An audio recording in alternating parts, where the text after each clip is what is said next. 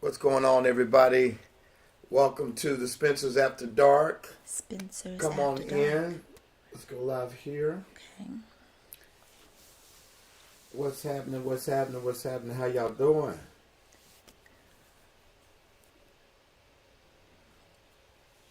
All right, what's happening, everybody? Listen, with Spencer's After Dark, and it's our anniversary edition. Woohoo! Listen, how many years have we been married? 31.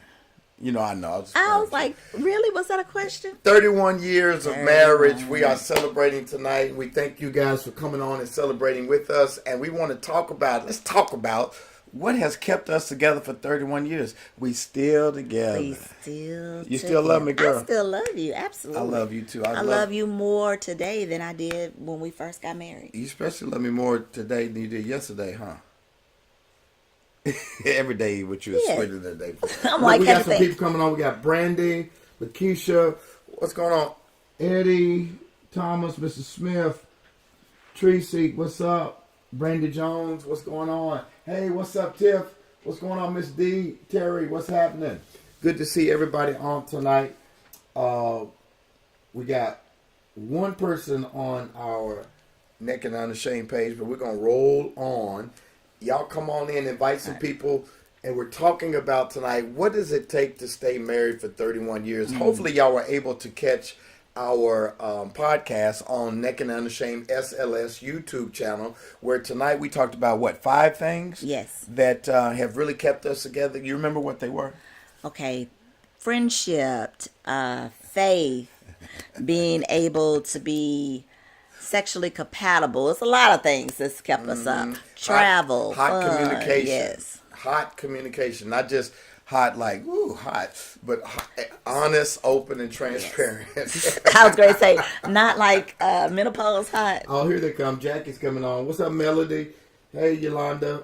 Melody Broy. Hey, part y'all. by Hey. Eden Circle Squad. Melody, where's the rest of Eden Circle at? Go get them. Kelly, what's happening? Hey, Eva. Queen, what's happening?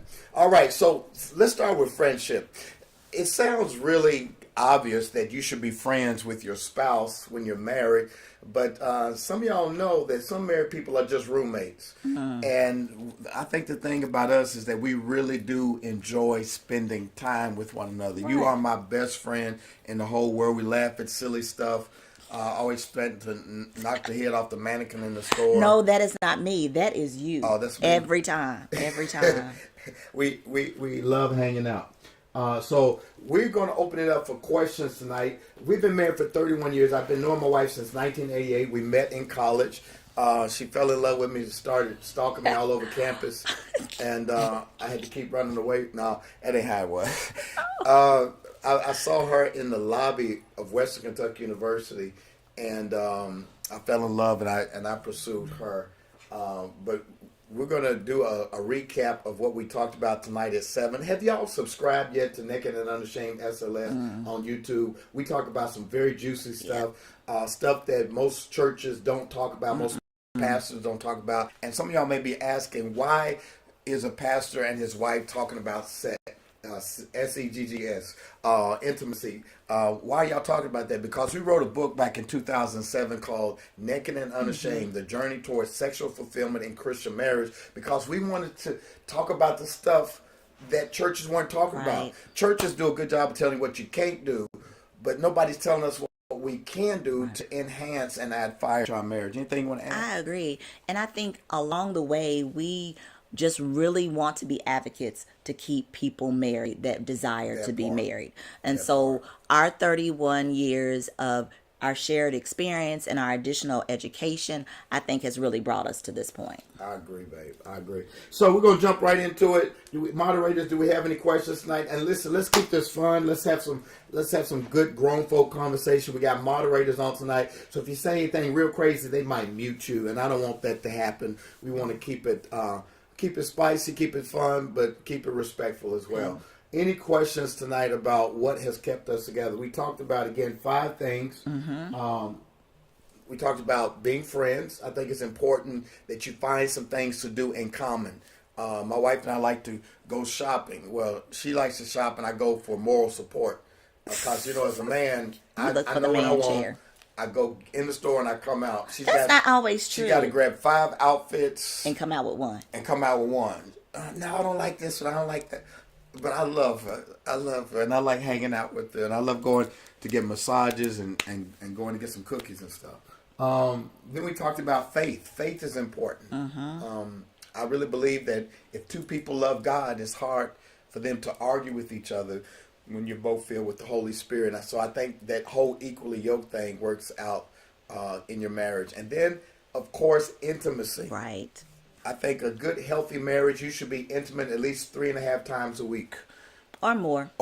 Depending on the week. You know, on a good week, it's 5 days for us, but at least 3 times a week, y'all should be connecting and bonding, right. because there's something during intimacy that happens that oxytocin is released and dopamine is released. Correct. And I think another one that we talked about was forgiveness. You know, we have to give each other grace. You know, we're going to do stuff that we're not going to show up 100% all the time for each other. So we have to make sure that we extend grace when grace is needed. Here's a question. First Lady, what's something that you do with Pastor that you don't necessarily enjoy doing, but he does?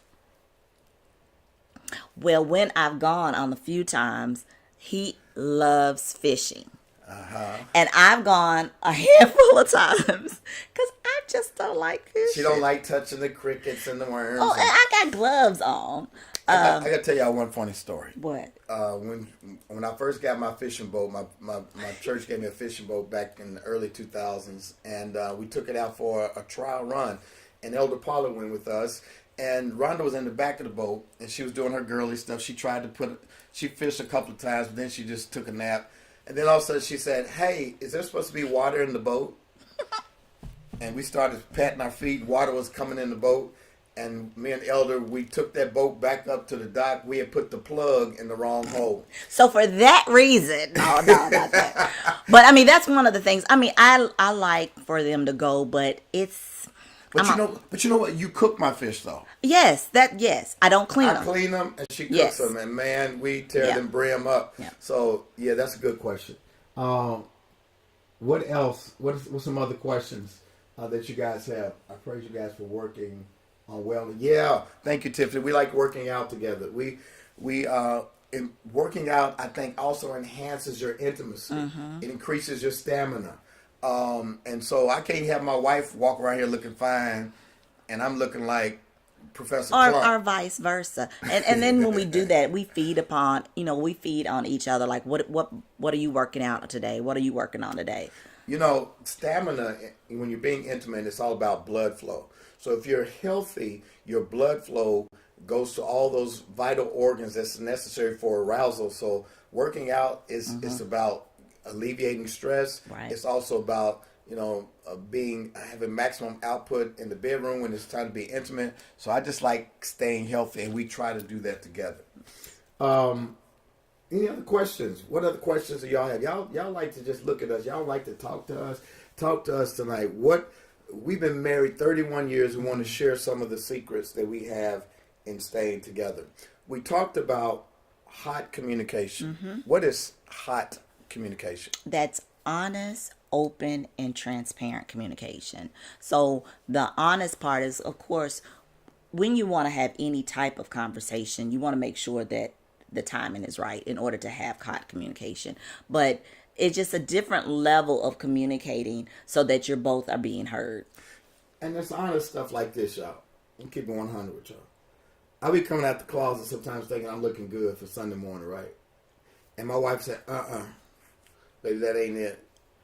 And I'll be getting a little mad. But I appreciate it because she's telling me the truth. She's like, that suit went out 5 years ago, or that shirt, that's not it, or you look too young, or that's too snug.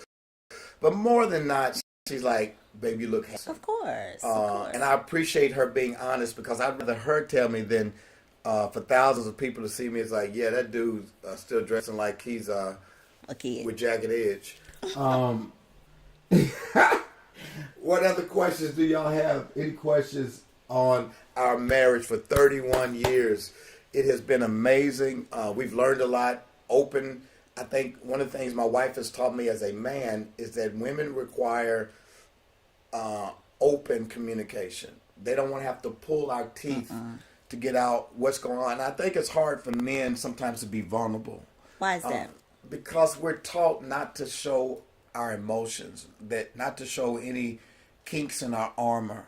We always got to have everything together. But what you've taught me is that being in this marriage, there's a safe place where Right. I can be Clark Kent and not just Superman. And that's the type of atmosphere that you should strive to develop in your home, is so both of you can come out of your armor and be vulnerable to one another. Do you feel like you can be open in this relationship as a woman?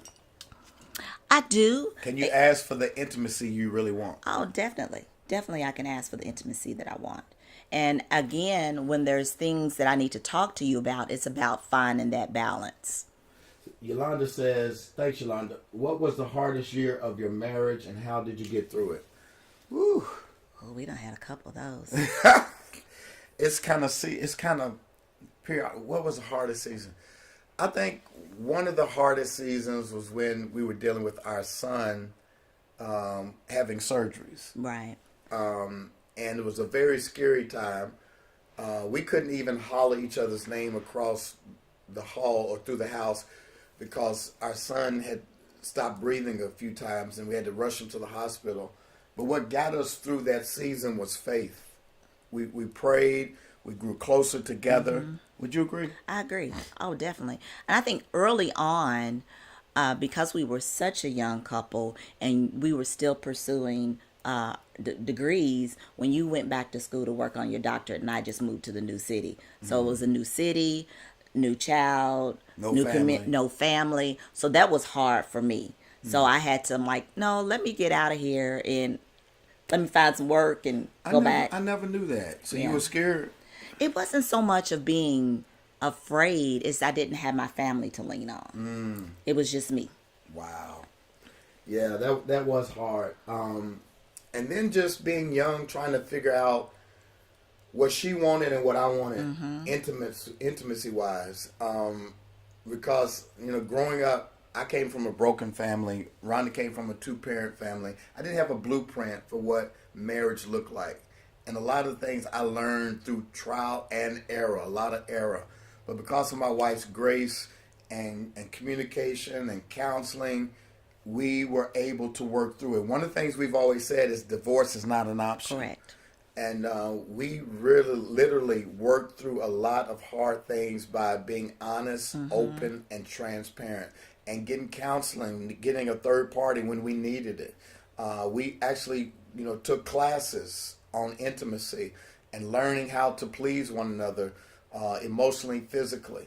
All of that was intentional. There's an intentionality that goes with trying to stay married. It doesn't just happen by osmosis. So thank you for that question. What other questions do y'all have about being married for 31 years? I know about how to make the bedroom not boring. How to put some fire back in your marriage. I got any questions around intimacy, around communication, around overcoming challenges? Any questions? Any questions? Thanks for your vulnerability. You're so welcome. I think another thing that's really helped us over the years is that we've always kept faith, in the forefront. Because you've always said, if Jesus is in me and Jesus is in you, then Jesus can't argue with Jesus. So by having that foundation of faith and being able to rely on it in times to pull it out of our arsenal, I said that's also been a great tool to have. And I think there's a good book called Nonviolent Communication. I think has really helped us because a lot of times when you have a disagreement with your spouse, what you're arguing about is not what you're really arguing about. There's an emotion, a primary emotion that surfaces in the conflict, and you got to identify that emotion, name that emotion, and then after naming that emotion, you got to name the unmet need behind the emotion, and then what do you do to go forward? Right. What is the action forward? Yeah. So instead of trying to say who's going to win the argument, it's better to seek understanding than it is to be understood. And so communication is so vital. What other questions do you have? When you have a problem with each other, do you go to bed mad at each other? Thank you, Miss Janice. No, we talk about it. we don't go to bed mad at each other. What we really do is we really try to discuss what's going on, and sometimes those heated topics take us into the morning time. We may not always be like 100% all back, but I try to make sure that I cuddle back up to him or vice versa. But there have been times when we've resolved it and laughed about it, like, that really was silly, it was a sock on the floor, or we've been able to have to parking lot it to the next day. I know this much. It does not work going to bed mad. No, that does not. Because you just wake up mad in the morning, got a crick in your neck from trying to concentrate on not touching them all night. It doesn't work. We've learned how to resolve conflict quicker because we value sleep and we value intimacy. I can tell you this: when I've made love to my wife and gone and got a good night's sleep, I'm a great guy the next day. When I have not made love to my wife and gone to bed mad, my whole day sucks.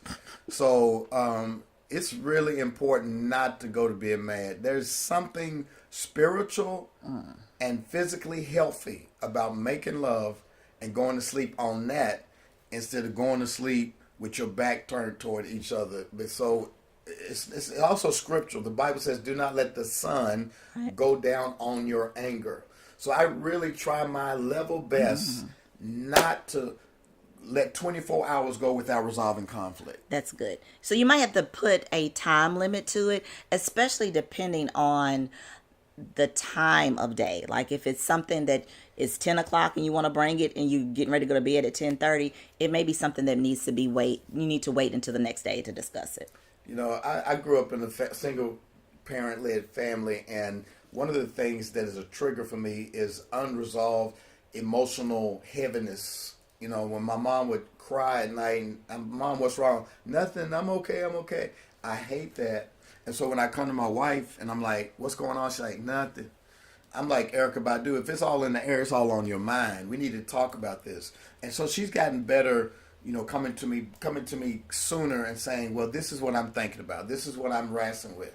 Because I don't like unresolved conflict. It just does not bode well with me. Any other questions about how we stay together? Listen, you can get a lot of tips from us. We talk about how masturbation is healthy.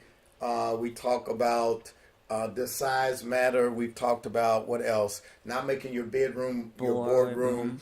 All of that is on our podcast on the Naked and Unashamed SLS podcast. So if you would go subscribe tonight, go check it out. We got about 2 years worth of material on there, I think. And go check it out, and you can be blessed. We've got master classes on there, and we'd love for you to share.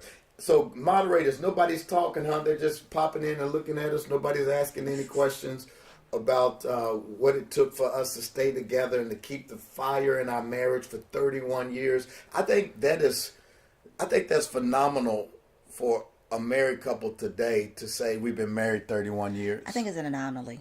Because 50%, the divorce rate now in church and outside the church is the same. 50% of people do not make it in marriage. So we've been able to stay alive in the marriage game. And so if there's anything you want to ask us about your relationship, some challenges you're having, it's free game tonight. We'd love to be honest and share with you about anything that we can help you to stay married. Absolutely. What questions do you have about your relationship that we can help you with? Anybody else? The other thing we talked about, we talk about travel, forgiveness. We talked a little bit about Let's forgiveness. talk about forgiveness.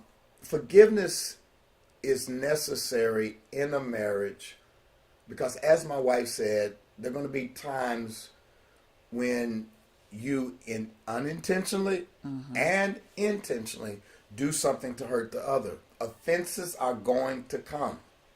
But when you don't resolve those offenses, it causes your heart to grow cold.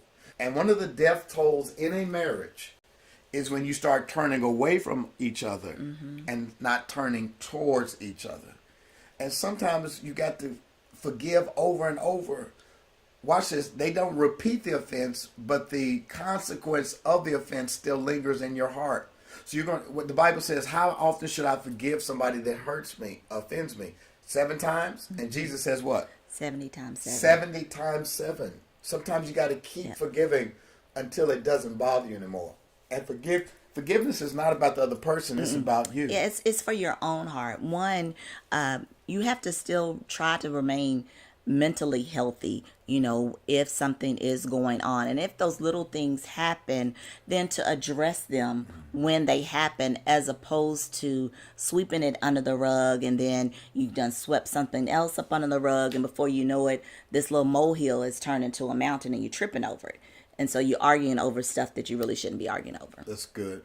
Somebody asked a question. I want to hear the answer. Okay. It says, First Lady, how did you know Pastor was the one for you? The Lord speaks to me. What'd he say? And he said, Rhonda. No, really. When I met Stacy, going to college, my mom told me, don't come home with anything other than a degree. And so that was not my intention. But I met Stacy. We dated. We fell in love. We talked about life goals. We were both, moving in the same direction. And we loved each other. And so we saw a future with each other. So I knew that this was my king.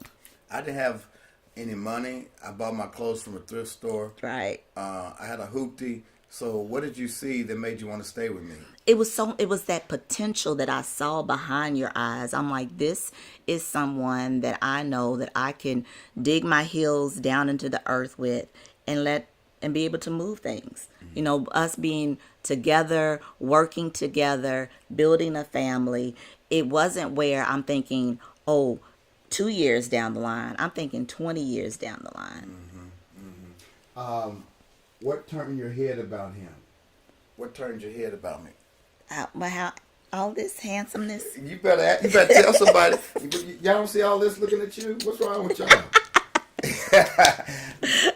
I was a handsome young man. I had waves and stuff. Handsome. And I was the president of my fraternity, Kappa Alpha Psi. I was on the step team, and I sang in the gospel choir. I was a chaplain for the gospel choir. But let me tell you about her. So when I saw her, I said, man, the girl's fine. She had long hair. She was skinny with little bow legs. I never had bow legs. Yes, you did. And she had pretty teeth. And I told my friend when I saw her, I said, that's going to be my wife. Watch what I say. But more than that, this woman had such a strong faith. I remember meeting her in her dorm room, and she had a poster that says, I asked Jesus, how much did he love me? And she had a poster that said, this much. And so she had such a sweet spirit about her. And she made a vow that she was not going to have sex until she got married. And somehow I messed that up for her, and I felt real bad. So you had to marry me? Yeah. I said, I'm going to have to stay with her. But no, I love my wife. And when I accepted my call to preach later on in college, Rhonda was always there supporting me. Every little country church I preached in, she was rocking and praying for me and supporting me when I had nothing. So that's why I stayed with her. Not only just her beauty, her brains, but her character. So yeah. All right. Let's see if we got any more questions. Over the years, how have you learned to separate church matters from your relationship? Oh, wow. So we do really try to have a separation between church and state. Church and marriage. Church and marriage. First of all, our marriage is our first ministry. This is true. Talk about it. So when you walk into the house, I have a sign in the kitchen that says, what does it say? You can breathe now. You're home. home. I was going to say another sign. It's a number of signs. But I want to make sure that inside these walls is a safe place for my husband, for my boys. I'm raising kings. We're raising kings. So, the world is going to beat them up when they're outside. So there should be no reason for them to be beat up on the inside. And so we try to make sure that we have a balance where we stop work and we can still spend time with one another, whether that we're going to spend time at home or we're going out. Just to be transparent, we talked about this the other night. We said we were eating lunch in a restaurant, eating dinner at a restaurant, and I was kind of aggravated about some things that are going on at work, and we said, you know what, we need to have a cutoff time to where we don't bring church business into our relationship time. Right. We need a cutoff point because ministry can be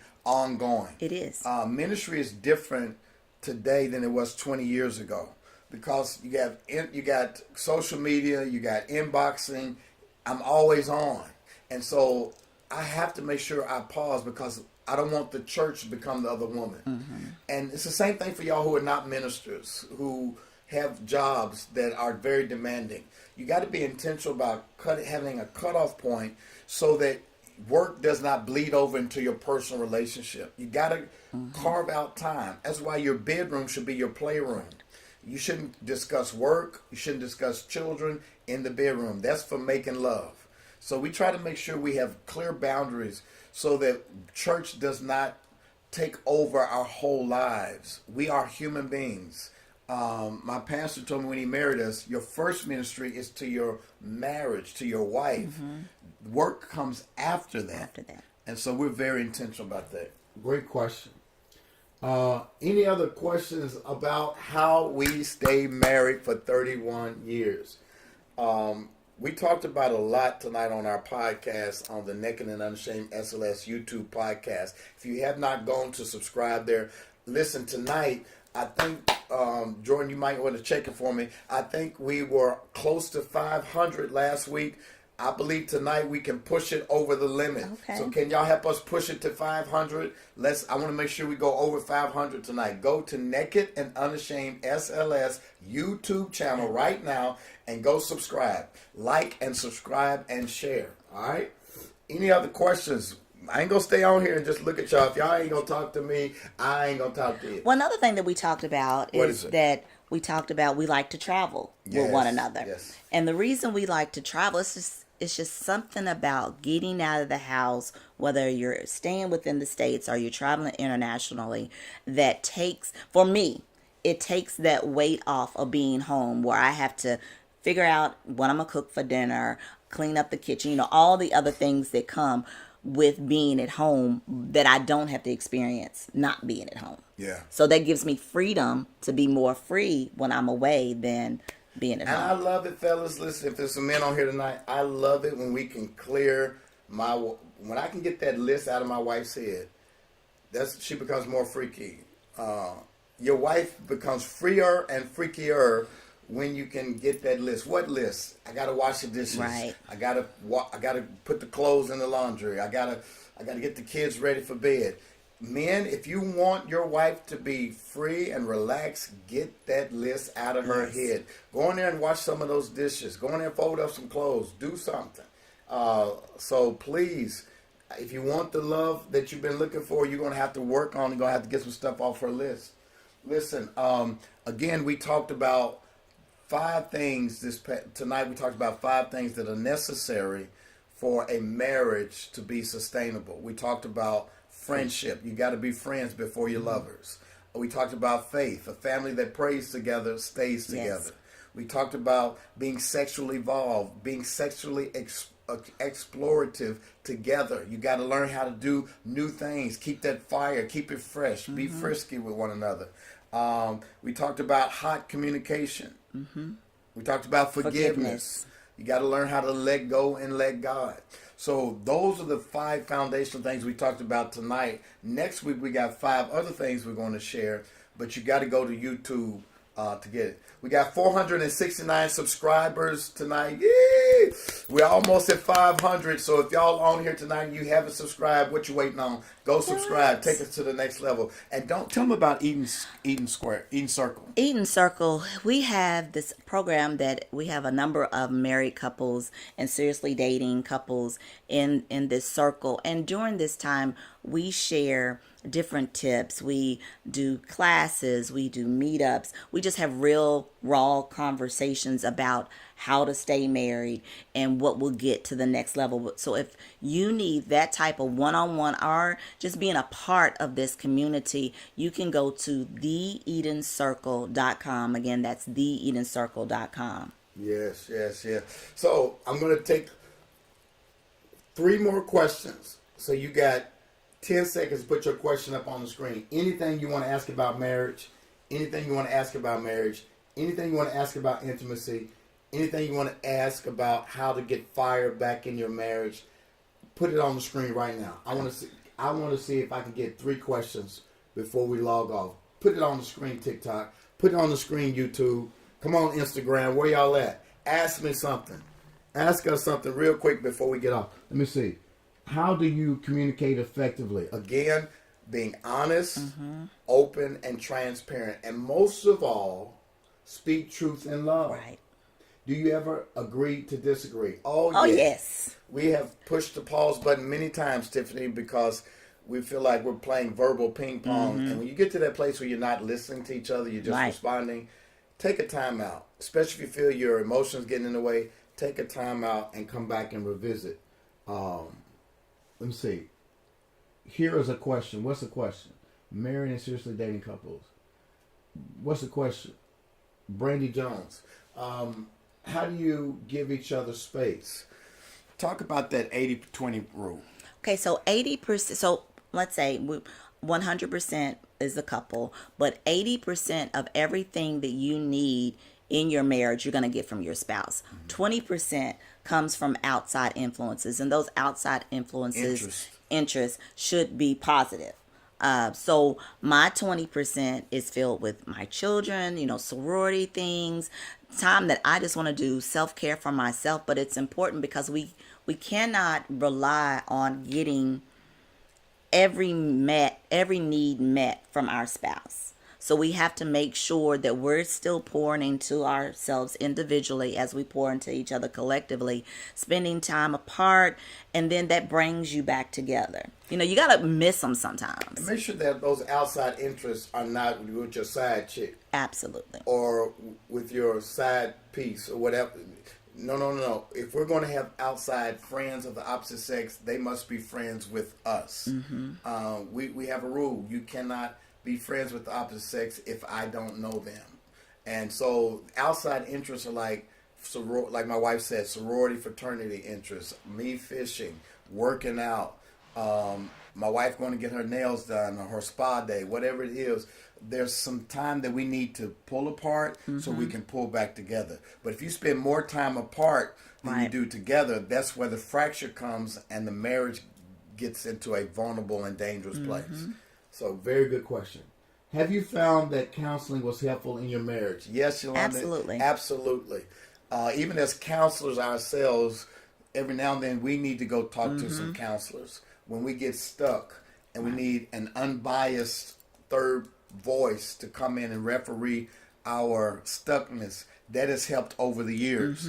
And so there's no shame in going to counseling. I hear men all the time, what they going to tell me? They can tell you a lot because sometimes you have blind spots and you can't see yourself and you need somebody else to be able to listen. There's 3 sides to a story: his, hers, and the truth. And so you need somebody to objectively come into your relationship and to be able to say, yeah, I hear what you're saying, but have you considered this? And sometimes it's better from somebody who's not so close up in the situation. So yes, marriage counseling has helped.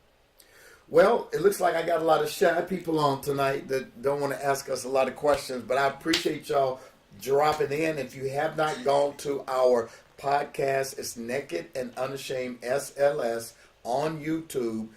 Go subscribe and become a part of our tribe because we're all about helping people to be naked and unashamed. Help people to, especially people who are believers, to know that pleasure is what God intended. God intended for you to enjoy passion and pleasure in your marriage, in your bedroom. It's all good. When you're married, the bed is undefiled. There's more that you can do in the bedroom than what the church has traditionally taught you. And we want to help share that information so you can be erotically conscious and to be free in your sexuality, because we believe that sexuality and spirituality are intersectional. So come and join our tribe. Come be a part of our inner circle. We would love to share more with you. Anything else you want to tell them before we log off?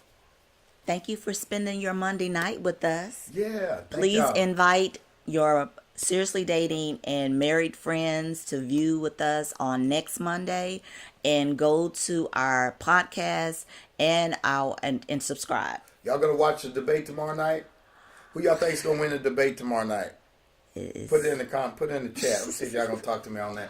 Who do y'all believe is gonna win the debate tomorrow night? I'm gonna have my popcorn ready, Yeah. and I'm gonna be tuning in. But I also have a Real Talk Bible study tomorrow night at 7 p.m. on all the streaming platforms. So if you want to join me for that before you jump on the debate, make sure you join me tomorrow night at 7 p.m. for Real Talk, and then we're gonna watch the debate together. All right.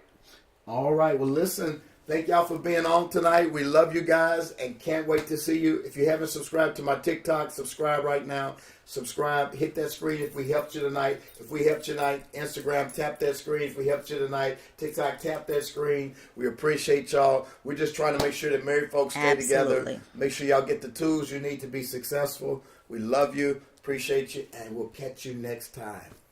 Be blessed.